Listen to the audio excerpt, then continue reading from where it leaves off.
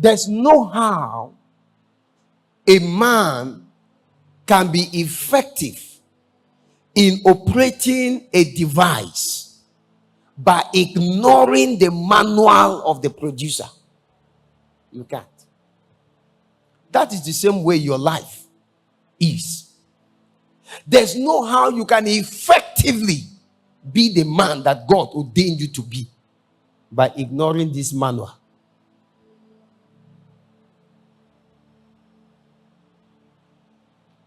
And that's why we have a lot of dysfunctional human beings. Dysfunctional human beings.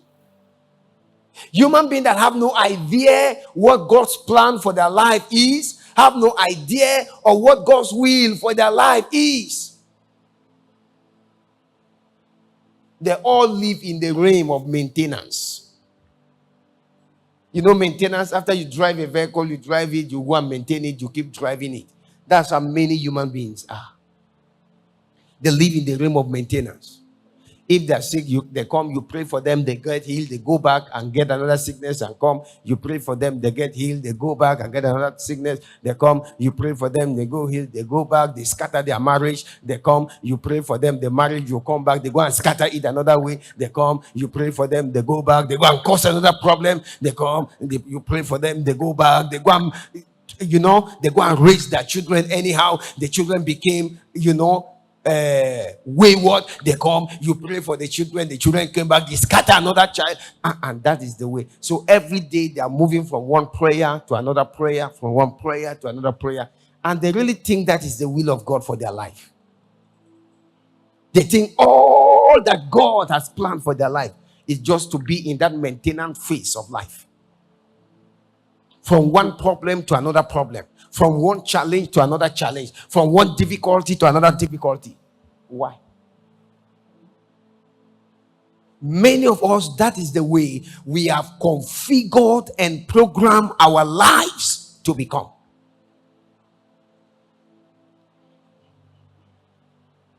And nobody really thinks that there is something bigger and greater for my life that God has planned me for or has programmed me for, and I should go for it.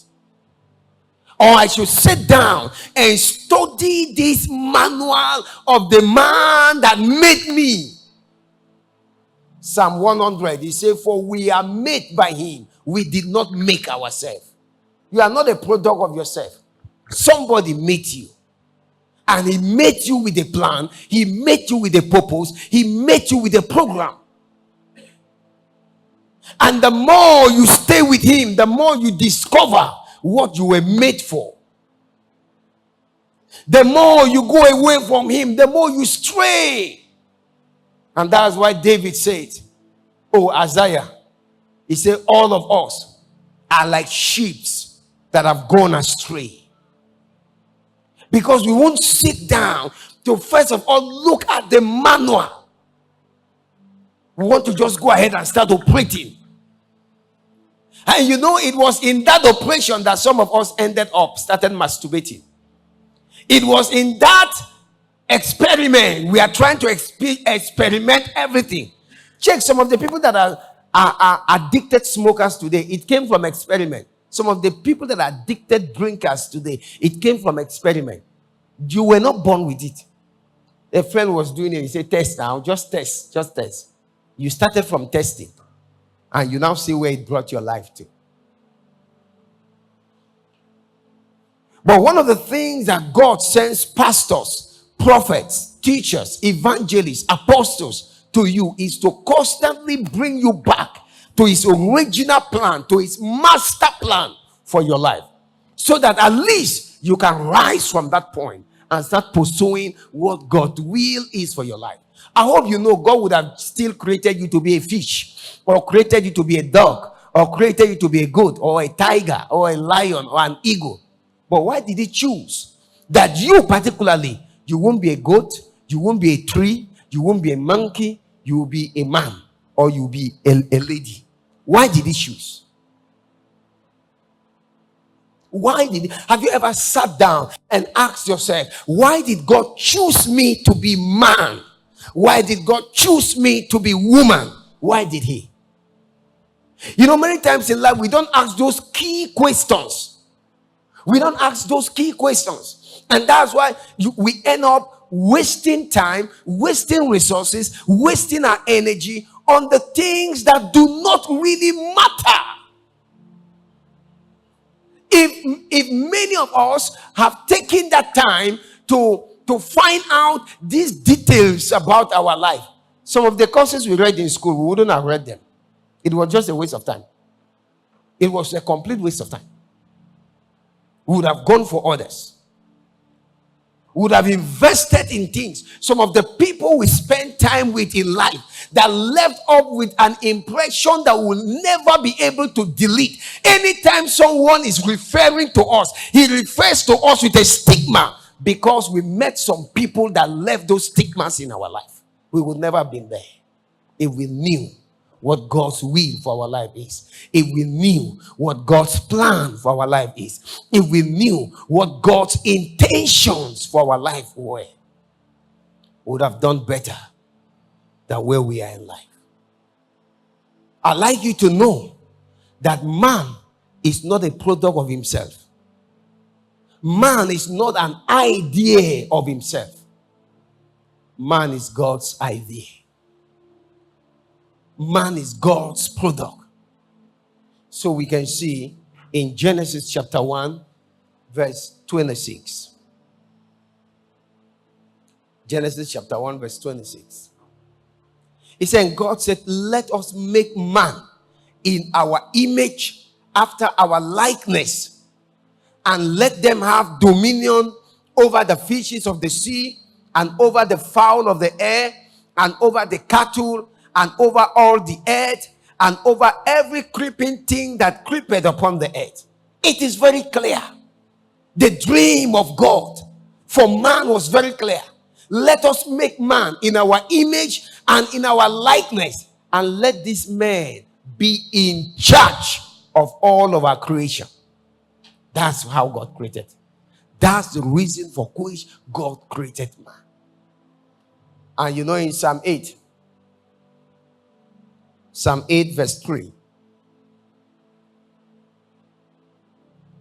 he says, when I consider thy heavens and the work of thy fingers, the moon and the stars, which thou hast ordained. What is man that thou art mindful of him, and the Son of Man that thou visitest him? What is man? God, what is in man? Because this prophet have looked at the history of man. That even when man sinned against God, I hope you know it was not God, it was not man that went looking for God. After man sinned against God, he started running away. It was God that was running after the man. What is it that is in man that God, you won't allow him to go? That God, you will not give up on him? These men have done terrible things. But in the midst of all the things, God is still mindful of them. If you look at some of the people that you even look up to as your preachers, as your evangelists, as your prophets, they are if God gives you opportunity to go into their past and you see the terrible things they have done, they will never hold microphone in front of you and you sit down. But in the midst of all those things, God keep going after them. Some of them have been cultists, some have been armed robbers, some have been sex workers, some have committed multiple abortions, some have done terrible things. But in all of those things, God didn't give up on them. He still brought them close. And now this prophet is saying, what is man? What is it that is in man? That, oh God, you will not allow this man go. The more he moves away from you, the more you draw close to him. What is in man? And the man himself doesn't want to sit down and find out what is in me. Why is it that in all my mistakes, God is still interested in me? If you have sat down to think about that, you would have taken your life serious by now. You would have taken your life serious by now. That even if you cannot value yourself for yourself, but for the sake of what God is mindful of in your life, you value yourself. Now, God is saying, what is in man that thou art mindful of him? Or the Son of Man that thou visitest him? But man himself doesn't care. Man himself doesn't care. Romans chapter 2 verse 1. He said, therefore thou art inexcusable, O man. That immediately you are called man. You are that species of God's creation called man. You don't have excuse again. This is why I did this. That is why I didn't succeed. This is why I broke down. This is why my marriage did not work. This is why the business did not work. This is why the ministry. God said, thou art in. So my question is, oh God, what did you put inside me that made me inexcusable? That you are too certain that I don't have an excuse for this thing not to work.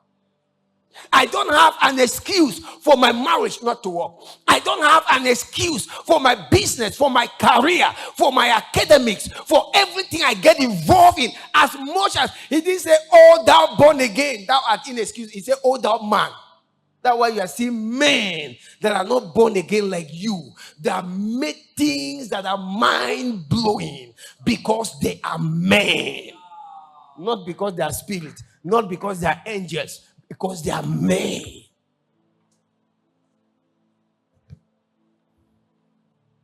That if we come to the assessment table of God, man have done more than angels. Because man was created in the image of God with creative abilities, the same way God has creative abilities. But angels were not created in the image of God. So angels don't have creative abilities. So man can create. Man can sit down and reproduce himself. We have seen that. We have seen clonings. We have seen submarines built that can stay under an ocean. We have seen aircrafts. We have seen hypersonic equipment that can move beyond the speed of sound. You can't hear them going piap. We have seen them. All of these are the productions of men. God said, oh man, you don't have excuse. We have seen people that don't go to church like you. Some of your parents that stayed in their husband's house till they died and they buried them. They didn't read the books. They are not graduates, but they succeeded in marriage. And you that have read 10 books before you married, your own didn't last 6 months.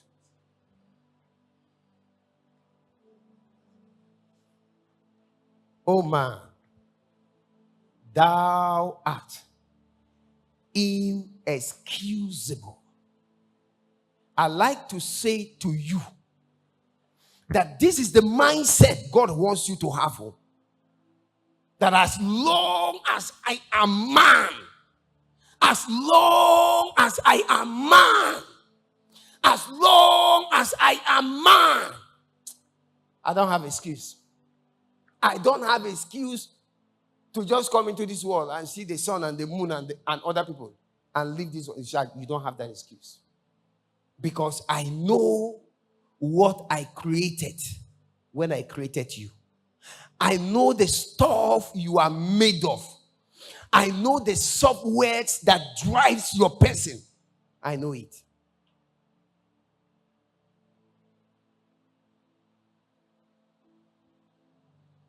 And so wisdom for you that is a child of God is to sit down